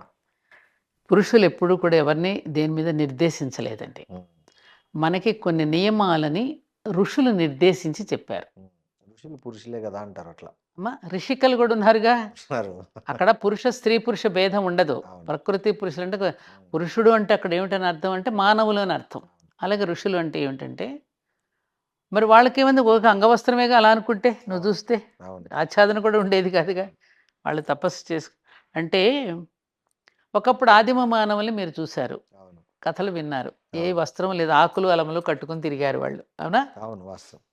తర్వాత ఒక నాగరిక మానవుడిగా ఈ విధంగా మనం రూపాంతరం చెందడానికి ఎవల్యూషన్, మీరు తెలుసు డార్విన్ సిద్ధాంతం అనండి, మన జంతు పరిణామం నుంచి ఇలా వచ్చి వాళ్ళు ఇలా నిలబడగలిగాం. హ్మ్.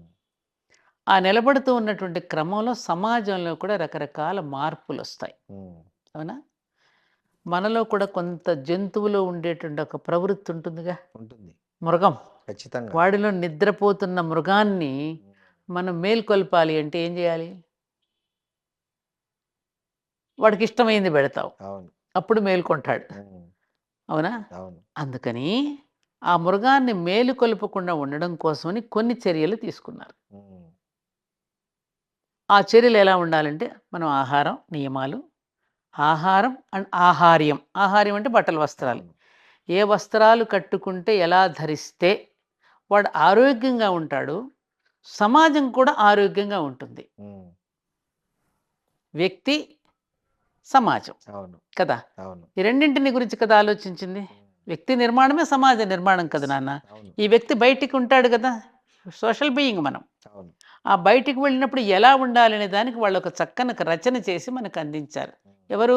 అనుభవజ్ఞులైనటువంటి పూర్వీకులు, మహానుభావులు, అంటే అనుభవం గడించినటువంటి వాళ్ళు. హ్మ్. వాళ్ళ యొక్క సూచన మేరకు మనం ధరించటం అనేది అనూచానంగా మనకు ఒక గొప్ప సంప్రదాయంగా వస్తోంది. ఆ సంప్రదాయాన్ని గనుక అనుసరిస్తే సమాజం శోభాయమానంగా ఉంటుంది, ఆరోగ్యవంతంగా ఉంటుందని పెట్టారు. అది తప్పి మనకు వ్యతిరేకంగా మనం ప్రవర్తిస్తే దానివల్ల మనమే నష్టపోతాం. నష్టపోతున్నామా లేదా? పోతున్నాం. అదేమంటే నువ్వు అలా చూడొద్దు అని అంటారు. అరే! మానవుడికి చూడడం అనేది తన స్వభావం. హ్మ్. ఒకాయన ఎవరో నాకు ఒకసారి ఒక ఫిల్మ్ డైరెక్టర్ తిలక్ గారు అని ఉండేవారు. హ్మ్. ఇప్పుడు సాధారణంగా ఒక రోడ్డు మీద పాపం ఏ ఆచ్ఛాదన లేకుండా ఒక తడిక కట్టుకుని లేకపోతే ఒక చీర అడ్డంగా పెట్టుకొని స్నానం చేస్తూ ఉంటే హ్మ్. గబుక్కున వాడి కళ్ళు అటువైపుకి వెళతాయమ్మా. అవును. క్యూరియాసిటీ. క్యూరియాసిటీ. అది హ్యూమన్ సైకాలజీ అండి అది. దాన్ని నువ్వు చేది లేదు. దాని యొక్క స్వభావం.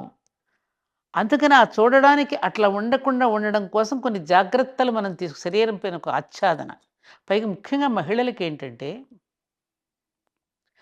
బిడ్డలకి జన్మనిచ్చేది స్త్రీ. హ్మ్. ఆయన ఒక పాట పాడతాడు చూడండి. హ్మ్.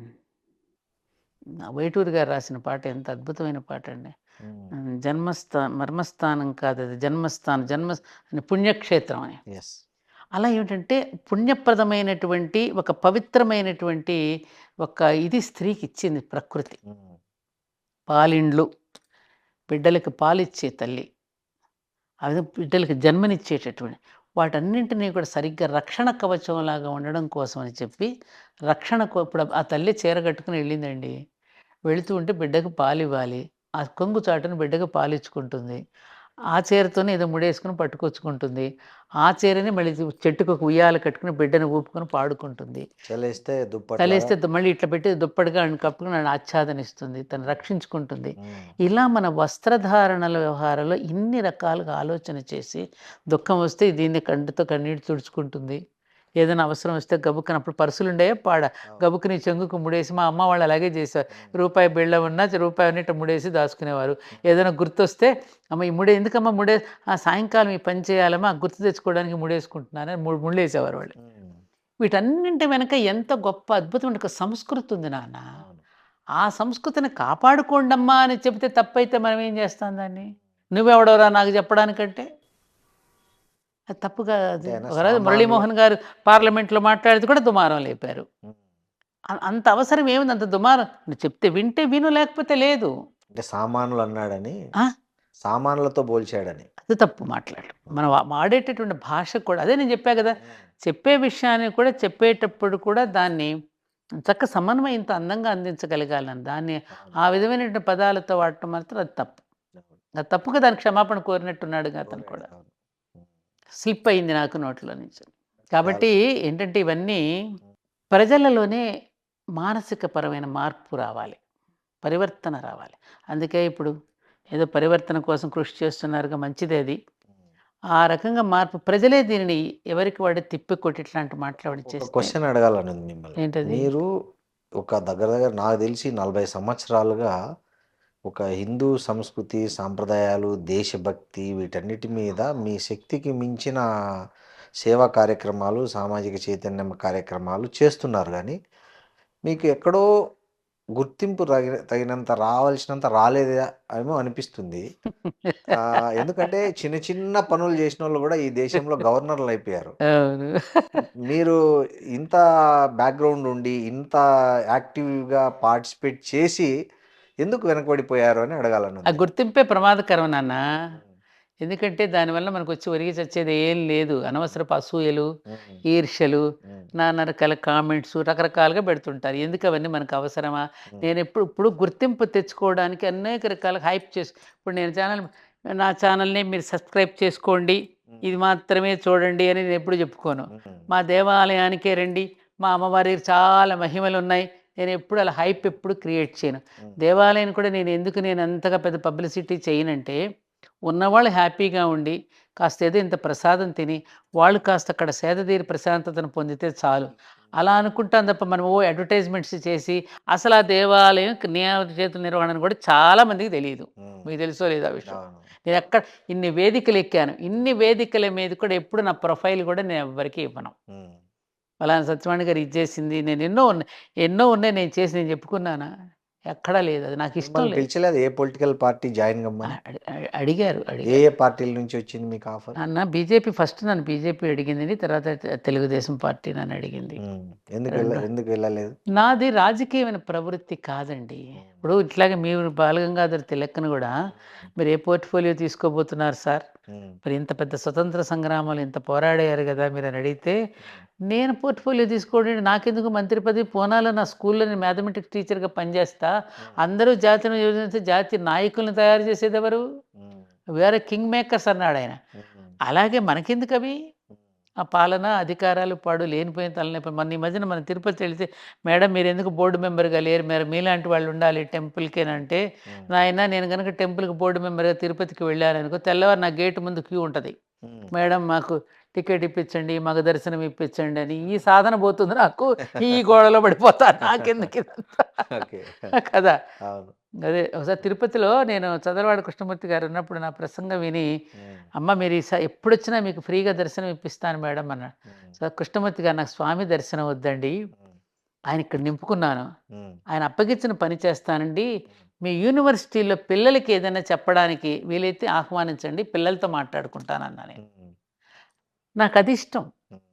మన సనాతన ధర్మంలో ఉన్నటువంటి ఆ శాస్త్రీయపరమైన విజ్ఞానం ఏదైతే ఉన్నదో, అది నేటి తరానికి అందించగలిగితే సైన్స్ పరంగా ఆళ్ళు కన్విన్స్ అవుతారు. అవును మేడం. అసలు సనాతన ధర్మం అంటే ఏంది? ఈ మధ్య ఎవరు పడితే వాళ్ళు ఎక్కడ పడితే అక్కడ వాడేస్తున్నారు. పిచ్చగా. అవు. ఇంత పిల్లోడు కూడా మాట్లాడేస్తున్నాడు. అదే అసలు ఏంటి అసలు సనాతన ధర్మం? దానిలోనే ఉందిగా సనాతనంలోనే.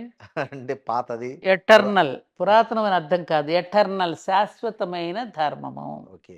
అది ఇప్పుడు ఉన్నది, ఎప్పుడు ఉంది, ఎప్పుడు ఉంటదది. హ్మ్. దానికెవరు రాసింది గాదు, చేసింది గాదు, ఎవరు సృష్టించింది గాదు. అవును. సృష్టి ఏర్పడినప్పుడే ఏర్పడిపోయింది. నువ్వు పుట్టినప్పుడే ఉంది. నీ హ్మ్. పుట్టుకతోనే వచ్చింది. నీ నడవడికలోనే ఉంది. హ్మ్. నువ్వు రోజు ఉదయం లేచిన దగ్గర నుంచి రాత్రి పడుకోబోయేంత వరకు నువ్వు చరించేటటువంటి నీ నియమాలు, నీ విధానం అంతా సనాతనమైనటువంటి పూర్వీకుల మధ్య ధర్మమే మానవ ధర్మం. మానవ ధర్మమే సనాతన ధర్మం. ఏమిటి మానవుడు? ప్రకృతిని నువ్వు ప్రేమిస్తూ, ప్రకృతిలో ఉన్న వైవిధ్యాన్ని గౌరవిస్తూ అవును. ప్రకృతిలో ఉన్న వైవిధ్యాన్ని గౌరవించడం ఎట్లాగో నేర్పిందే నీకు రుద్రాభిషేకంలో చెప్తున్నాడు. హ్మ్. ఏమంటాడక్కడ? అవును. పిట్టకి నమస్కారం, గుట్టకి నమస్కారం, మట్టికి నమస్కారం, చెట్టుకి, పిండికి, కాయకి, ఆకుకి అన్నింటికి నమస్కారం, నమస్కారం అండి సంస్కారం చెప్పాడు. ఆ నమస్కారం ప్రతిదాన్ని నమస్కరించడమే సంస్కారం మనకి నేర్పించింది. అవును. అదే సనాతన ధర్మం. అవును. ప్రతిదానికి రుణపడి ఉన్నాం మనం. అవును. ఈ నడుస్తున్నామంటే పంచభూతాలకి నేలకి రుణపడి ఉన్నాము, ఆకాశానికి రుణపడి ఉన్నాము, గాలికి రుణపడి ఉన్నాము, ఈ వెలుతురికి సూర్యుడికి రుణపడి ఉన్నాము, ఈ నీటికి రుణపడి ఉన్నాము. ఇది మహమ్మదీయులకి ఒక నీళ్ళు, హిందువులకి ఒక నీళ్ళు, మహమ్మదీయుడికి ఒక సూర్యుడు, హిందువులకి ఒక సూర్యుడు, క్రైస్తవులకి ఒక నేల, మనకొక ఉన్నాయా? లేవు. అన్నీ కామన్. బ్రహ్మం ఒక్కటే, పరబ్రహ్మం ఒక్కటే అని చెప్పి ఒక పక్క పాట పాడుకుంటున్నాం. హ్మ్. ఇన్ని రకాలు వింటున్నాం. హ్మ్. మళ్ళీ తెల్లారేగిస్తే ఏఆర్ రెహమాన్ గారు ఇలాంటి మాట్లాడుతున్నారు. What is this? ఇప్పుడు ఈ కొంతమంది రాజకీయ నాయకులు గూడా ముఖ్యంగా హిందూస్. అందుకే ఆ! నేనంటున్నా. ఈ ఆ! విద్యను మనం అందించగలగాలి ప్రజలకి. యెస్. ఏమన్నా రాజకీయ నాయకులు? నేను సనాతన ధర్మ పరిరక్షణ కోసం పాటుపడుతున్నా అంటుంటారు గదా! అసలు వాళ్ళకి తెలిసి మాట్లాడుతున్నారా, తెలియక మాట్లాడుతున్నారా అని. తప్పుడు మాట అది. సనాతన ధర్మం కోసం నువ్వు పాటుపడటం ఏంటయ్యా? ఆవిడే వింటే గనక ఆ సనాతన ధర్మమే నవ్వుతుంది వీళ్ళని చూసి. ఉమ్. ఒరేయ్ దుప్పదెగా, సనాతన ధర్మాన్ని నువ్వు ఆచరిస్తేనే కాపాడతా, నువ్వు నన్ను రక్షించడమేమి ట్రాప్, సృష్టించిన వాడిని వీడు రక్షిస్తాడా? ఆ, ఏమ్మా, అసలు సృష్టికర్తను వీడు రక్షిస్తాడా? అసాధ్యం. ధర్మ రక్షణ కాదు నన్ను అనాల్సింది, ధర్మాన్ని నువ్వు రక్షించడం అంటే నువ్వు ఆచరిస్తూ ఉంటే నేను అప్పుడు ఇప్పుడు నేనున్నానండి, సంప్రదాయబద్ధంగా అంటే ఇది సత్సంప్రదాయబద్ధంగా నేను జీవిస్తూ ఉంటే ఉమ్. ఆ జీవన విధానం నా ఆరోగ్యానికి ఉందిగా. నాకు వాళ్ళ బీపీ లేదు, షుగర్ లేదు నాన్న. అవునవును. 76 ఏళ్ళు వచ్చి హాయిగా ఆరోగ్యంగా ఉన్నాను, ఏ మందులు లేవు నాకు. ఉమ్. మరి ఇలా ఉన్నానంటే దేనికి వలన ఉన్నాం? వీటన్నింటికీ నేను వశమై వాటికి కృతజ్ఞతాబద్ధురాలినై జీవిస్తూ ఉన్నందుకు నేను ఆరోగ్యంగా ఉండగలుగుతున్నా. ఉమ్. నువ్వు అలా నడుస్తూ ఉంటే నిన్ను అది కాపాడుతోంది. నువ్వు దాన్ని కాపాడేది ఏంది? నువ్వు దాన్ని కాపాడటం ఏంటి? నేను వేదాలను రక్షిస్తున్నానంటాడు ఒకడు ధర్మాన్ని రక్షిస్తున్నానంటాడు, హిందుత్వాన్ని హిందుత్వమే, అసలు హిందుత్వమే లేదు మనకి. అదొక లైఫ్ స్టైల్. నీకు రామాయణంలో హిందూ శబ్దం ఉందా? లేదు. మహాభారతంలో హిందూ శబ్దం ఉందా? ఇది ఎవడో పెట్టిన పదం. మన అవును. సనాతన ధర్మం. నువ్వెవరు అంటే నేను సనాతన్, నేను సనాతని, ఇది కదా మన పదం. ఏదో పెట్టాడు వాడుకుంటున్నాం, ఏదో ఇంగ్లీష్ క్యాలెండర్ వాడుకుంటున్నట్టుగా. అవును. న్యాయంగా అయితే మన క్యాలెండర్ ఏమిటి? ఉగాది నుంచి. అవునవును. కానీ మన ఇంగ్లీష్ క్యాలెండర్ వాడుకుంటున్నట్టుగానే హిందూ పదాన్ని వాడుకుంటున్నాం. ఉమ్. కరెక్టా కాదా? కరెక్టే, ఏ కరెక్ట్. నాన్న? అవును. కాబట్టి వాడుకుంటున్నాం కాబట్టి ఆ పదం వాడుతున్నాం. అవును. ఏదో వదిలిపోయారుగా వాళ్ళ బూట్లు, వాళ్ళ చెప్పులు వదిలితే అయ్యే తగిలించుకున్నాం, అయ్యే కళ్ళజోళ్ళు పెట్టుకున్నాం, అవును. వాళ్ళు చెప్పిన పదాలే మనము వాడుతున్నాం. ఉమ్. ఇది తప్పనిసరిగా జీవిస్తున్నాం. అన్నిటినీ స్వీకరించే గుణం మనకు ఉంది కదా. మన తెలుగు భాష అన్ని భాషల్ని మిడుచుకుంటుంది. అవును. మన సనాతన ధర్మం అనే హిందూ ధర్మం కూడా అందరినీ మిడుచుకుంటుంది. అవును. ఏమ్మా, సపరేట్ చేయమందు. వాళ్ళు ముస్లింలు కాబట్టి అస్సలు పక్కన చేయమల్లా. పెట్టు, క్రైస్తవులు కాబట్టి పక్కన పెట్టు. రామ్ రాబర్ట్ రహీమ్ అని సినిమాలు తీసింది మనమే, అవును. వాళ్ళది ఇలా. అవును. ఏమ్మా, అవును. బైబిల్ని, ఖురాన్ని అన్నిటినీ కూడా ఆదరించి, ఎందుకండి మా కంచి పరమాచార్య చంద్రశేఖరేంద్ర సరస్వతి మహాస్వామి వారు, ఉమ్. వారి యొక్క శంకర మఠం పక్కనే ఒక మసీదు ఉంటుంది. ఉమ్. అది తొలగించాలని ఎవరో ఒక ప్రపోజల్ పెట్టినప్పుడు స్వామి వాళ్ళని పిలిచి మందలించారు. ఉమ్. అక్కడ కనపడుతూ ఉంటే అక్కడ ప్రార్థన సమయం వాళ్ళకి గుర్తు చేస్తుంటే, నా ప్రార్థనా సమయం నాకు గుర్తొచ్చి నేను కూడా ప్రార్థన చేసుకుంటున్నాను, తీయొద్దన్నారు ఆయన.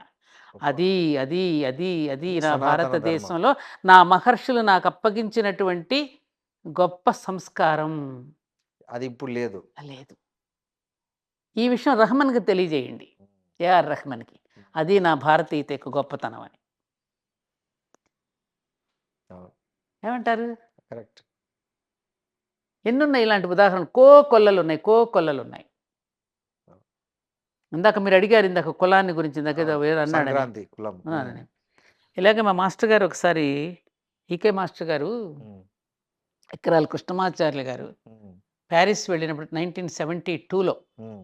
ఆ దేశస్థుడు ఒక అడిగాడు, ఒక క్రిస్టియన్ మతస్థుడు, ఉమ్. మీ దేశంలో కులాలు ఉంటాయట కదా, ఉమ్. ఉండకూడదా కదా అని ఏదో అడిగితే, ఉమ్. అవునా అలాగా, ఉమ్. అయితే మరి మీరు కూడా గుర్రాలని, ఉమ్. జాతి గుర్రాలని ఏర్చి కూర్చి జత చేసి వాటికి గర్భధారణ చేస్తారు కదా, ఎందుకు అని అడిగారు. అవును, మరి ఆ జాతి గుర్రాల యొక్క ఆ పౌరుషం చచ్చిపోకుండా ఉండడానికి, ఆ జాతిని మరింతగా పెంచుకోవడానికి, ఆ డిఎన్ఏని కాపాడుకోవడానికి మేము చేస్తామన్నట. అది మీరు గుర్రాల విషయంలో చేశారు, మా పూర్వీకులు మాకు మనుషుల విషయంలో ఆ సంప్రదాయాన్ని చేశారు. ఎందుకు చేశారు అది? ఆ విత్తనాన్ని కాపాడుకోవడం కోసం. ఇన్ బోర్న్ ఎంప్లాయ్మెంట్, రక్తనిష్టగా ఉన్న బోర్న్ ఎంప్లాయ్మెంట్ని కులవృత్తులు పోకోకుండా ఉండడం కోసం అని చెప్పి, ఆ విధంగా కులాలలో వివాహం చేసుకోవటం అనే పద్ధతిని ప్రవేశపెట్టారు తప్ప, ఆ డిఎన్ఏ నశించిపోకుండా ఉండడానికి పెట్టారు తప్ప, అక్కడ విభేదాలు సృష్టించడానికి కాదు. ఇది విభాగాలు మాత్రమే, విభేదాలు లేవు. ఈ విభాగాలన్నీ పనిచేస్తూ ఉంటేనే కదా మనం ఉండగలుగుతున్నాం. అవును. ఎన్ని విభాగాలు పనిచేస్తున్నాయి సృష్టిలో? చాలా విభాగాలు. ఎన్ని విభాగాలున్నాయి? కార్పెంటరీ, ఏమ్మా, అవును. కంసాలి, అతని పని అతను చేస్తున్నాడా? అవును. చాకలి, దోబి, దర్జీ, బట్టలు కుట్టిస్తున్నాడు. ఇన్ని విభాగాలు పనిచేస్తుంటే మనీ పంపిణీ అవుతుంది, సర్క్యులేట్ అవుతుంది, రొటేట్ అవుతుంది కదా. అవును. ఈ విభాగాల మధ్య విభేదాలు సృష్టించింది ఎవరు? రాజకీయ నాయకులు. వాళ్ళ పబ్బం గడుపుకోవడం కోసం మనందరి మధ్య చిచ్చు పెట్టి ఉమ్. వాళ్ళు పాలన సాగించుకుంటుంటే ప్రజలు కళ్ళు తెరవాలి. ఒరే, మనందరి మధ్య ఈ విధంగా చిచ్చు పెట్టి వీళ్ళు పబ్బం గడుపుకుంటున్నారా, మనం ఏకమవ్వాలని ఒకళ్ళకొకళ్ళు షేక్ హ్యాండ్ ఇచ్చుకుని అన్ని కులాల వాళ్ళు కలిసి వీళ్ళకి బుద్ధి చెప్పే రోజు రావాలి. బాగా చెప్పారు. కరెక్ట్. ఆ రోజు రావాలి భారతదేశంలో. కాబట్టి సంక్రాంతి పండుగ అనేది అన్ని కులాల వాళ్ళు చేసుకునే పండుగ కానీ ఇంకొకళ్ళు ఒకే కులం చేసుకునే పండుగ కాదు. మీ మళ్ళీ చెప్తున్నా మీరు అడిగారు మీ కాబట్టి. ఇంటర్వ్యూ చూసినాక ఆమెకు అర్థమవుతుంది. ఓకే. మేడం, ఈ మధ్య మీరు ఒక చాలా అరుదైన కార్యక్రమం ఒకటి చేశారని చూసా మీడియాలో. ఈ పారిశుద్ధ్య కార్మికులను దగ్గర దగ్గర 101 మందో 108. 108 మందిని పిలిచి మీరు వారి పాదాలను కడిగి మ్మ్. వాళ్ళకి బట్టలు పెట్టారు. అవును. సో ఏంది ఈ కాన్సెప్ట్? నాకు అంటే మీకు దీని అంటే వెనక మన ధర్మపురి క్షేత్రం ఉమ్, మానవ ధర్మ శిక్షణా కేంద్రం. ఇప్పుడు మనం పూజ చేస్తున్నా మానవ ధర్మాన్ని తెలుసుకుంటూనే మనం పూజ చేస్తాం. ఉమ్, అంటే సజీవ విగ్రహాలకు చేసే ఆరాధన నిమిత్తమై విగ్రహారాధన చేస్తున్నావు నువ్వు. అవును. ఇంటికి అతిథి వస్తే నువ్వు ఎలాంటి మర్యాదలు చేస్తావో అక్కడ విగ్రహం ముందు కూడా నువ్వు అవే చేస్తున్నావు కదా, ఉపచారాలు. అది నేనేం చేస్తానంటే మానవ ధర్మాన్ని మేలుకొల్పడానికి ఎప్పటికప్పుడు ఉమ్, 108 అనే సంఖ్యను నేను సంకేతంగా తీసుకుని ఉమ్, ఒక సంవత్సరం 108 మంది చేనేత కార్మికులు ఈ బట్టలు నేసి ఇచ్చేది ఎవరు మనకి? వాళ్ళే ఏమ్మా? వాళ్ళే. ఒక సంవత్సరం రైతు దంపతులు. ఉమ్, అసలు రైతు లేకపోతే మనకేముంది? అవును. ఆ పార్వతీ పరమేశ్వరులకి ఈ భూమి మీద నడిచేటటువంటి పార్వతీ పరమేశ్వరు రైతు దంపతులే. ఉమ్, ఆయన పొలంలో ఉంటాడు, ఆయన కైలాసంలో ఉంటాడు. రైతు ఏమో పొలంలో ఉంటాడు, అవును. ఆయన కైలాసంలో ఉంటాడు. ఈయన మన్ను పూసుకుంటాడు, ఆయన విభూతి విభూది పూసుకుంటాడు. పూసుకుంటాడు. అవును. ఈయన హలం పట్టుకుంటాడు, ఆయన త్రిశూలం పట్టుకుంటాడు. అవును. పాపం ఆయన మనందరి క్షేమం కోసం విషాన్ని గరళంలో పెట్టుకున్నాడు. మనకు అన్నం పెట్టడానికి రైతన్న విషం తాగుతున్నాడు. ఉమ్, ఇద్దరికి తేడా ఉందా? లేదు. ఆమె గొట్టం దగ్గర పొయ్యి దగ్గర కూర్చుని అందరికీ అన్నాలు కట్టించి పాప విత్తనాలకి వాళ్ళని పంపించి ఆ తల్లి పడే పాటలు ఎన్ని పాటలు పల్లెల్లో మీరు చూస్తుంటే చూశాను. చిన్నప్పుడు మేమన్నీ అవును. మా కుటుంబంలో మేము చూసాం అవును. ఇవన్నీ. మేము మా కూడా. నాన్నగారు అమ్మ అవును. మేమందరం చూసాం కదా. అవును. అట్లా 108 రైతు దంపతులని పాద పూజ చేసి ఉమ్, వాళ్ళకి కర్షకరత్న బిరుదుతో సత్కరించడం. ఉమ్, 108 జాతి గోవులు. అసలు ఆ గోవులు లేకపోతే మనం ఉన్నామా? లేము. సంపదంతా గోవుల నుంచేగా మనం పొందేది. ఉమ్, ఆడపిల్లకి అత్తగారికి వెళ్ళినప్పుడు గోవునిచ్చి ఎందుకు పంపించావు? సంపద పెరగడం కోసం. yes. ఒక గోవును పెంచితే 1000 గోవులు అవుతాయి. 1000 గోవుల ద్వారా కొన్ని ఎద్దులు, వ్యవసాయం, మనకు సోదర వర్గానికి చెందినవి పశు సంపద. అటువంటి గోవులు చేసి దేను రక్షణ దీక్షా పురస్కారం అని ఇప్పుడు పల్లెల్లో మరి గోవులని పెంచలేకపోతే మన వాళ్ళు గోశాలలు పెట్టి ఆ బీడిని సంరక్షించుకోవడానికి వాళ్ళు కాపాడుతున్న గోశాలలకి పెట్టిన వాళ్ళకి దేను రక్షణ దీక్షా పురస్కారంతో సత్కరించడం. ఉమ్, అలాగే 108 మాంగళ్యాలు చేయించి ఉమ్, మాంగళ్య ధారణ అనేది ఒక జీవన సూత్రం అనేది మర్చిపోయి దానేదో ఒక పసుపు తాడు ఒక బిళ్ళలాగా చూసి దాన్ని మేకు తగిలించి పెట్టుకోకపోవడం, వివాహ వ్యవస్థ దెబ్బతినడం, ఉమ్, దీనిని కొంచెం జనంలో కాస్త తీసుకెళ్లడం కోసం నుండి మాంగళ్యాలు. అలాగే 108 చేనేత చీరలు దేశవ్యాప్తంగా ఎక్కడెక్కడ చేనేత పరిశ్రమలు ఉన్నారో ఆ చీరలు తెప్పించి అమ్మవారికి సమర్పిస్తూ అలా 108 మంది కళాకారులు. అంటే మన 64 కళలు ఉన్నాయి కదా మన. అవును. అలాగే నృత్య గురువులు, ఉమ్, సంగీత గురువులు వాళ్ళు లేకపోతే ఆనందం మానసిక అంటే ఆనందం ఇట్లా ఏముంది? ప్రతి సంవత్సరం ఇలా ఒక్కొక్క ప్రతి కేటగిరీ. 108 నదీ జలాలు, ఉమ్, 108 మంది హరికథా భాగవతారులను తీసుకొచ్చా. వీళ్ళందరినీ వాళ్ళేగా మనకు పరిచయం చేసిన దైవాన్ని గురించి పురాణ గాథల్ని. అవును. అలా నేను ఈ సంవత్సరం ఉమ్, పారిశుధ్య కార్మికులు నిజంగా అండి వర్షాలు వచ్చినప్పుడు మనం చూడకుండా పడిపోతాం. ఆ డ్రైనేజీలోకి దిగి మనం విసర్జించిన మలమూత్రాలను వాళ్ళ చేతులతో ఎత్తేసి ఏనన్నా మనం ఎంత చెత్త పారేస్తున్నాం. చదువుకున్నవాడు చెత్త పారేస్తుంటే చదువుకోలేనివాడు చదువు రానివాడు ఆ మాలిన్యాన్ని ఎత్తి పడేస్తున్నాడు. ఎవడు చదువుకున్నవాడండి ఇందులో? అతనే నిజంగా చదువుకున్నాడు. ఏమండి? అలాంటి వాళ్ళని నీచంగా చూడటం, తక్కువగా చూడటం అనేది తప్పు కదా. అవును. అందుకని సమాజంలో విలువ వినియోగం ఉంది. వినియోగానికి విలువిస్తున్నావా? డబ్బుకు విలువిస్తున్నావా? నిజానికి బంగారానికంటే ఎక్కువ వినియోగం ఇనుముకే ఉంది. అవును. కానీ మనం బంగారానికి విలువిస్తున్నాం, ఇనుమును తక్కువగా చూస్తాం. కానీ వాడుతున్నది ఎక్కువగా ఇనుమేగా. అవును. ఇప్పుడు ఖరీదు పాలు చాలా ఖరీదైనవి కదా అని పాలతో స్నానం చేస్తారా? చేయము. మళ్ళీ వెంటనే నీళ్ళు ఎక్కడున్నాయని ఎత్తుకుంటారు చేతులు కడుక్కోవడానికి. అవును. నీరు కంటే పాలు విలువైనవని స్నానం చేయలేవు కదా. చేయలేము. అలాగే ఈ సమాజంలో వీళ్ళు లేకపోతే నువ్వు మనలేవు కదా. మనలేము. ఏమిచ్చి వాళ్ళ రుణం తీర్చుకోగలం మనం. ఈ 108 మందిని కాదుగా యావత్ సమాజంలో శ్రమశక్తికి అవును. సమాజంలో శ్రమశక్తిని పూజిస్తున్నాం అక్కడ. దురదృష్టవశాత్తు మనకు జరిగినటువంటి పెద్ద అన్యాయం ఏమిటంటే, మన వేదాలని, మన సంస్కృత భాషని ఇంగ్లీష్ వాడొచ్చి, ఆ మెకాలే గాడొచ్చి మెకాలే ఎడ్యుకేషన్ ప్రవేశపెట్టి మన సంస్కృతాన్ని తీసి పారేసిన తర్వాత, మన వాళ్ళు 75 ఏళ్ళు వచ్చిన దాని మీద శ్రద్ధ పెట్టకపోవడం చేత ఈ సంస్కృతాన్ని ఎవరికి వాడు తోచిన నిర్వచనాలు వాడు చెప్పేయడం వలన సమాజాన్ని విడగొట్టేశారు. అవును. వాడు మరి పురుష సూక్తంలో చెప్పింది, వేదంలో చెప్పింది ఒక అర్థం అయితే, వీడు ఇంకొక అర్థం చెప్పేశాడు. దాంతో సమాజం నష్టపోయింది. అవును. సమాజ పురుషుడిని గురించి వర్ణిస్తే మనుషులకు ఆపాదించేసావు నువ్వు దాన్ని.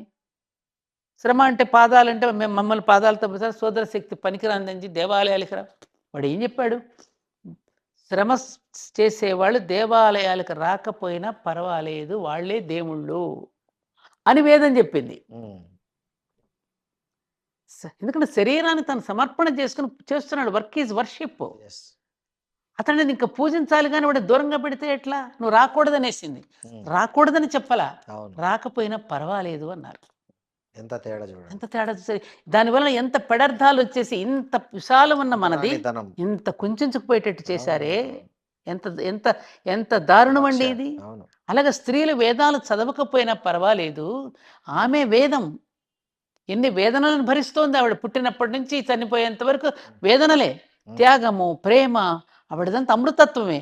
అటువంటి స్త్రీలు వేదంతో సమానం కాబట్టి వేదాలు చదవకపోయినా కొంపేమీ మునగదు అని కీర్తిస్తే, స్త్రీలు వేదాలు చదవకూడదు. ఇలా ఇంటర్ప్రిటేషన్స్ అన్నీ రాంగ్ చేసేసి సమాజాన్ని దూరం పెట్టేశారు. విభేదాలు. అందుకని ఆ శ్రమశక్తిని గౌరవించడం కోసం ఇప్పుడు గుడిలో పూజారి, తీర్థమిచ్చే పూజారి అవసరమే, చెప్పులు కుట్టే సోదరుడు అవసరమే. రెండూ లేకపోయినా నడుస్తుందా నాన్న? ఎంతమంది పని చేస్తే గుడిలో, ఆ గుడి దేవాలయం కట్టింది ఎవరు? మోసిన కూలీలు ఎవరు? చెక్కిన శిల్పి ఎవరు? ఇవే. ఈ స్పృహలో లేడు మానవుడు. ఈ స్పృహను ఎప్పటికప్పుడు కలిగిస్తూ మనిషిని ఎప్పుడు కూడా ఆ పట్టాల నుండి చెదిరిపోనీయకుండా కాపాడుకునే మానవ ధర్మ శిక్షణా కేంద్రమే మన ధర్మపురి క్షేత్రం కావాలనేది ఆ కాన్సెప్ట్తో నడుస్తూ, ఆ నేపథ్యంలో ఈ సంవత్సరం 108 మంది కార్మికులకి పాదాలు కడిగి, మీరు మీ చేతులతోనే వాళ్ళ పాదాలు కడిగి ఈ మనసు అంటే అదే ఆ సృష్టిలో ఉన్న శ్రమశక్తికి 108 మంది సంఖ్య అనేది నమూనా. ఆ శ్రమశక్తికి పూజ, ఆ శ్రమ సౌందర్యానికి పూజ, ఆ శ్రామిక సౌందర్యానికి ఆరాధన. కడిగి వాళ్ళకు కొంచెం కొత్త బట్టలు వాళ్ళకి ఏదో చార్జ్ చేసి పాపం వచ్చారు కదా అక్కడక్కడ పిలవగానే. వాళ్ళంతా పిలవగానే వచ్చినందుకు మనకి కృతజ్ఞతలండి వాళ్ళకి. మనం ఒక మంచి కార్యం చేయడానికి కూడా అక్కడ అవకాశం మేడం వాళ్ళు. బహుశా నాకు తెలిసి మీరే ఫస్ట్ అట్లా వాళ్ళ కాళ్ళు కడిగి గౌరవించింది తెలియదు కానీ నేను ఇప్పుడు మనం తద్వారా రాజకీయంగా ఏదో లబ్ధి పొందాలి అని కూడా నాకు రాజకీయాలు లేను.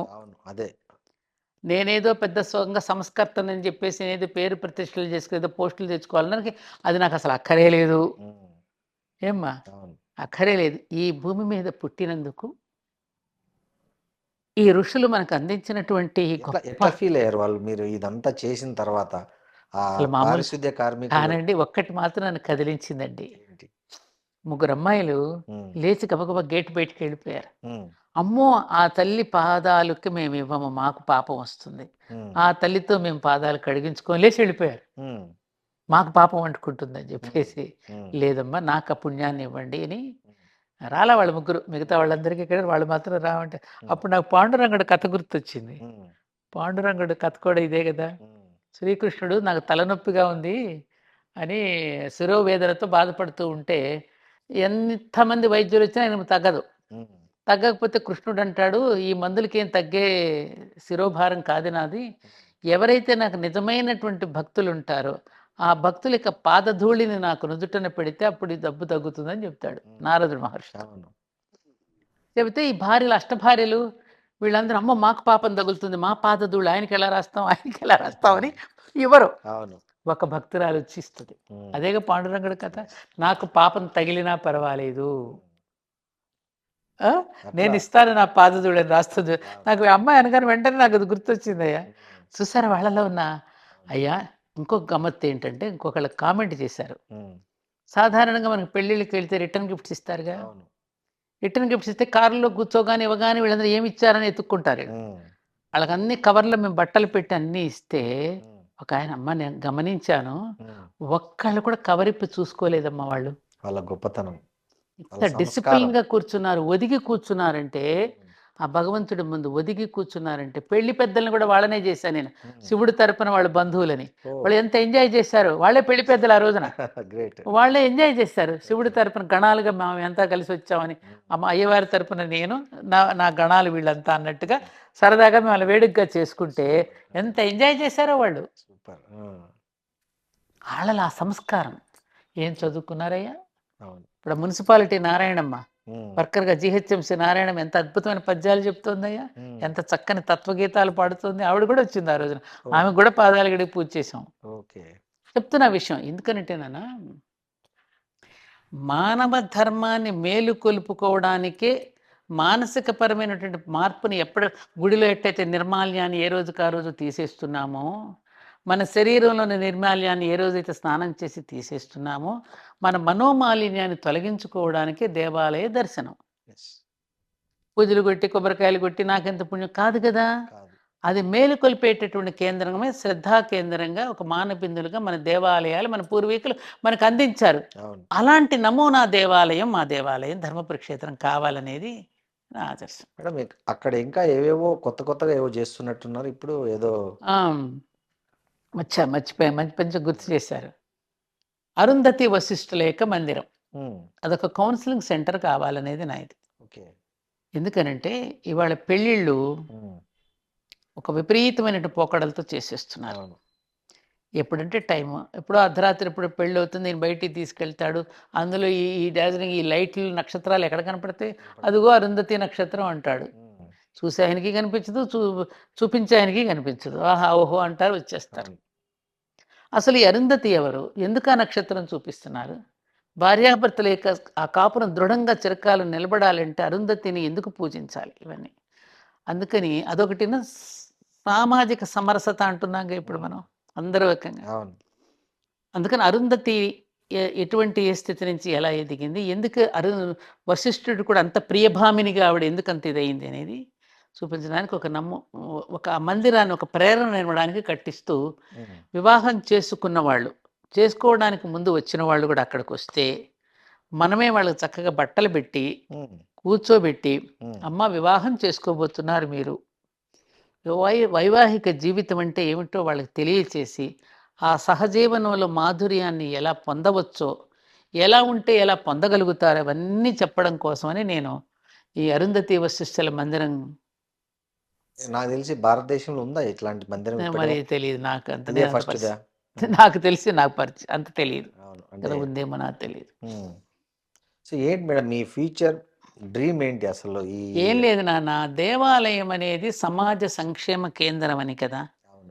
ఊరిలో మధ్యలో గుడి ఎందుకు ఉండేదంటే, మన శరీరానికి గుండె ఏం పని చేస్తుందో అదే ఊరికి దేవాలయం చేస్తుంది. ఉమ్, ఈ బ్రిటిష్ వాళ్ళు వచ్చిన తర్వాత ఈ కోర్టులు, ఈ న్యాయస్థానాలు, ఈ పోలీస్ స్టేషన్లు వచ్చి అంతకుముందు ఈ దేశంలో అవేవి లేవుగా.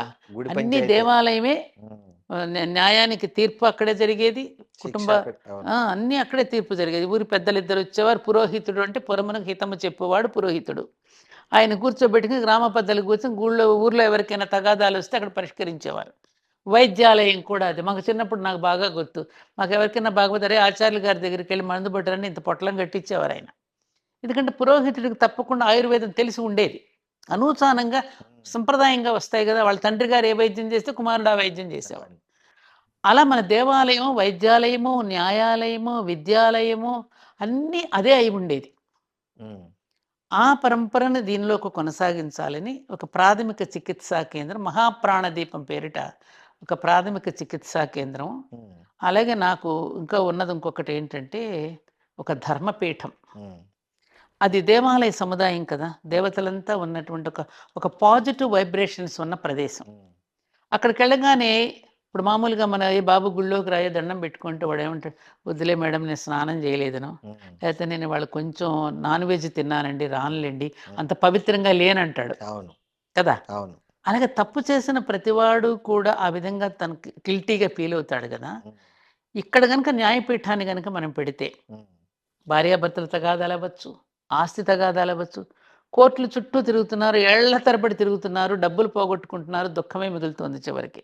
గెలిచిన వాడికి దుఃఖమే, ఓడిన వాడికి దుఃఖమే. అట్లా ఆల్టర్నేటివ్ డిస్ప్యూట్స్ అంటే ఆ డిస్ప్యూట్స్ని ఇక్కడే పరిష్కరించుకునేటట్టుగా, ఇద్దరు హ్యాపీగా వెళ్ళేటట్టుగా ఒక ధర్మపీఠం, న్యాయపీఠాన్ని పెట్టాలనేది ఒకటి ఉంది నాకు. అది ఈ వయసు అయిపోతుంది, అది ఎంతవరకు ఇంకా నేను అది ప్రమోట్ చేయగలను, కానీ అదొకటి నాకు లోపల ఉంది. ఈ రెండే. హాస్పిటల్ అంటే నెమ్మదిగా చాలాసార్లు క్యాంపులు పెడుతున్నాం. ఒక ఆయుర్వేదిక్ ఉంది, హోమియో డాక్టర్ వచ్చేవారు. మన కరోనా వచ్చిన దగ్గర నుంచి కాస్త కుంటుపడింది, కానీ ఆ విధంగా దేవాలయమే అన్నింటికీ కేంద్రం. దేవాలయంలో వచ్చేటటువంటి డబ్బు ఊరికి ఎంతో ప్రయోజనకారిగా ఉండేది. ఎందుకంటే మనకు కలిగిన దాంట్లో ఇంత వెళ్ళి వేస్తాం కదా నాన్న. అవును. నేను కార్గిల్ వారికి పంపించానండి అప్పుడు, ఉన్న కాస్తలోనే. తూర్పుగోదావరి జిల్లాలో తుఫాన్లు వచ్చినప్పుడు పంపించాం. అట్లాగే ఇంకొక దేవాలయంలో అసలు ఏమి ధూపదీప నైవేద్యాలకు లేదంటే ఇక్కడి నుంచి మనం పంపించడం జరిగింది. అట్లా ప్రతి దేవాలయం కూడా సమాజ హితాన్ని కోరుకుంటూ కార్యక్రమాలను చేస్తే, ఇప్పుడు తిరుపతి కనుక ఎట్లయితే యూనివర్సిటీస్, హాస్పిటల్స్ పెట్టిందో, ప్రతి ఊరిలోనూ ప్రతి గ్రామస్తుడు దేవాలయాన్ని వాళ్లే కేంద్రంగా చేసుకుని వాళ్లే పరిపాలన చేసుకుంటే అసలు పోలీస్ స్టేషన్ల పనే ఉంటుంది, న్యాయస్థానాల పనే ఉంటుంది. ఏమంటారు? అంతే కదా మేడం. అది ఆ రోజు రావాలి. మళ్ళీ కృతయుగం వస్తే ఆ రోజులు వస్తాయి. Thank you madam. మంచిదమ్మా. నమస్కారం.